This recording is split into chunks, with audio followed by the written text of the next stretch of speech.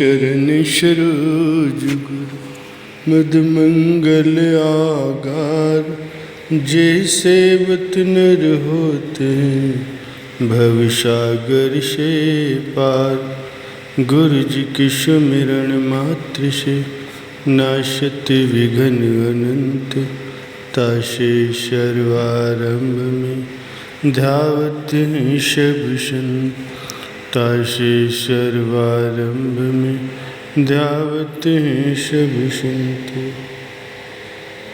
प्यारे गुरुमुख सज्जनों, महापुरुष जीव के प्रति उपदेश करते हुए फरमाते हैं कि ये जीव, ये संसार नाशवान है, झूठा है। इसीलिए इस झूठे और नाशवान संसार से प्रीत मत करो, इससे नेह का नाता मत जोड़ो, क्योंकि आखिर तो इसको छोड़ देना ही है, या तो इसको छोड़कर चला जाएगा, और यदि इससे तू प्रीत करेगा तो फिर बहुत दुखी होगा। इसीलिए ऐसी चीज़ से प्रेम करो जो सदा साथ रहने वाली है। सदा साथ रहने वाली चीज़ कौन सी है? वो है मालिक का सच्चा नाम, मालिक की भक्ति। इससे तू प्रीत कर, इसी से तू नेह लगा। अगर तू इससे नेह लगाएगा, इसको अपनाएगा, तो भी संसार में सुखी रहेगा और तेरा लोक भी सुहेला हो जाएगा। ये सब लोग जानते हैं कि ये संसार झूठा है, फिर भी झूठे संसार से प्रीत क्यों करते हैं? क्यों इससे नेह लगाते हैं और फिर नेह लगा करके दुखी होते हैं? इसका कारण क्या है? कारण ये है कि उनके दिल में इस बात की दृढ़ता नहीं है कि वे संसार को झूठा समझें। उन्हें वो ज्ञान नहीं मिला है, वो विचार नहीं मिला है जिससे वे इस वास्तव में झूठे और नाशवान जगत को झूठा और नाशवान समझें। ऊपर से सब देखते हैं कि ये संसार झूठा है, साथ छोड़ देने वाला है, लेकिन उनको प्रतीत नहीं होता। कारण क्या है? कि उनको महापुरुषों की संगत नहीं मिली है। ये विचार दिल में दृढ़ नहीं हुए हैं। जब जीव को महापुरुषों की संगत मिलती है तो संसार के झूठे विचार दिल से निकलते हैं और यही विचार दिल में दृढ़ होते रहते हैं। इसीलिए महापुरुषों की संगत करना प्रत्येक जीव के लिए जरूरी है, ताकि मनुष्य जन्म को पाने का वो असली मकसद समझ सके और मकसद को समझ करके अपने उद्देश्य की पूर्ति में लग जाए, अपने लक्ष्य को प्राप्त कर लें। यही महापुरुषों की संगत की विशेषता कही गई है। ये मानव जन्म मिला ही इसलिए है कि झूठे संसार की ममता को त्यज करके सत वस्तु से प्रीत लगाई जाए। इस जन्म में यदि वो काम नहीं किया और अपना यह अनमोल जीवन, हीरा जीवन यूं ही हाथ से चला गया, तो फिर उसको पछताना पड़ेगा।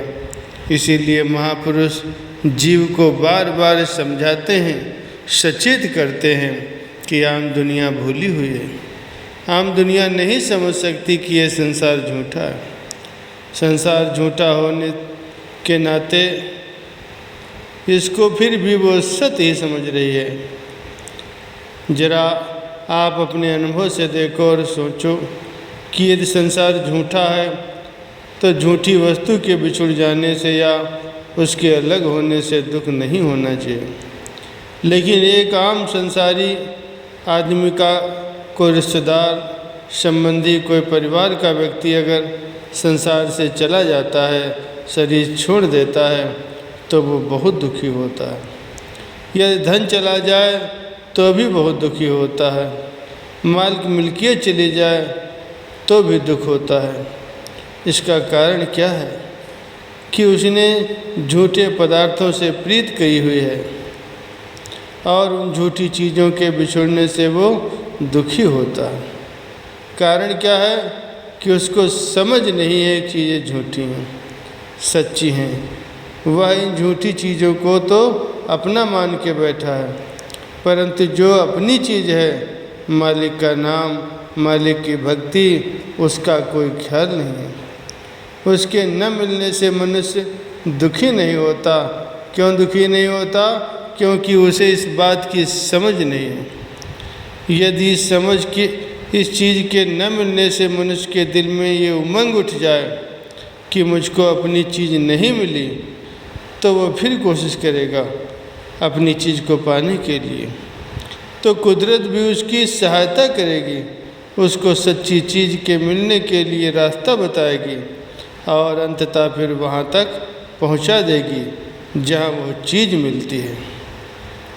आप ही अपने दिल में अनुभव करो कि झूठे संसार को छोड़कर सच्ची चीज़ ग्रहण करने की आपके दिल में इच्छा उत्पन्न हुई, तो कुदरत ने ये कारण बना दिया कि आप महापुरुषों की संगत में पहुँच गए, जहाँ सच्ची चीज़ अर्थात मालिक का नाम, मालिक की भक्ति आपको प्राप्त होती है।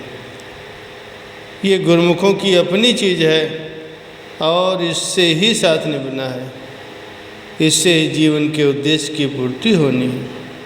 संसार में अन्य सभी चीज़ें बिछुड़ जाने वाली हैं, साथ छोड़ जाने वाली हैं, परंतु ये मालिक की भक्ति, मालिक का प्रेम, मालिक का सच्चा नाम, ये हमेशा मनुष्य के साथ रहेगा और अंत में भी साथ जाएगा, अंत में भी इसकी सहायता करेगा। ये निरख परख, ये विचार केवल महापुरुषों की संगत में ही मिलते हैं। आम दुनिया की आप हालत देखो कि उसका क्या हाल है। रतन त्याग कौड़ी संग रचे। रतन एक अनमोल हीरा होता है जिसकी बहुत अधिक कीमत होती है। आम संसार उसको त्याग कर कौड़ियाँ यानी कि तुच्छ चीज़ों में लगा हुआ। महापुरुषों ने जिस रतन का यहाँ वर्णन किया है वो रतन क्या है? वो रतन है मालिक की भक्ति।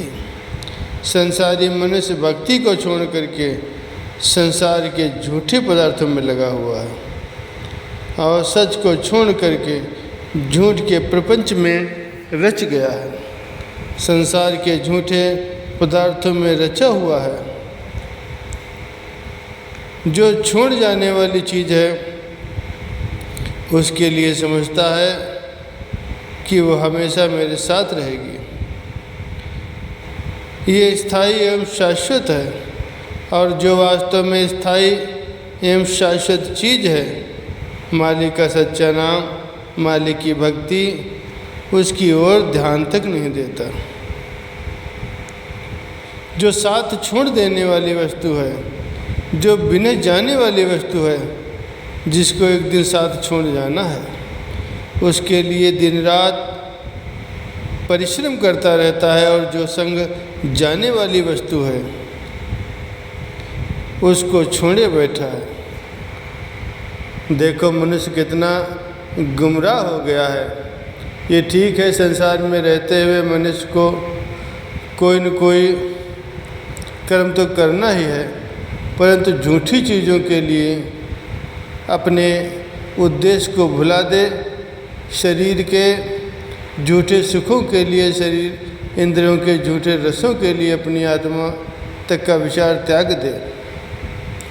आत्म कल्याण के लिए, आत्म उन्नत के लिए, आत्मिक सुख के लिए यदि कोई भी परिश्रम न करे, ये कितनी भारी भूल है। जबकि ये शरीर झूठा है, आत्मा सच है, जगत झूठा है, नाम सच है। कहते हैं कि झूठी चीज़ें छोड़ देने वाली चीज़ें, बिना जाने वाली चीज़ें, उनके लिए तो वो दिन रात परिश्रम कर रहा है। और जो साथ जाने वाली चीज़ें हैं, सदा साथ रहने वाली चीज़ें हैं, उनका तो ख्याल भी नहीं है। हर एक मनुष्य यही चाहता है कि मेरा जीवन सुखी हो, जीवन कामयाब हो, मुझको जीवन में सफलता मिले। तो सफलता, कामयाबी का, सुख का मिलना उसके अपने ऊपर निर्भर करता है, अपने विचारों पर निर्भर करता है। और वे दुनिया के झूठे ख्याल, झूठे विचार कैसे दूर होंगे? जब मनुष्य सत्संग के अथाह सागर में आएगा, सत्संग की रगड़ लगेगी, महापुरुषों के निरंतर संगत करते हुए उसके दिल से दुनिया के सारे ख्याल, सारे झूठे वादे सब निकल जाएंगे।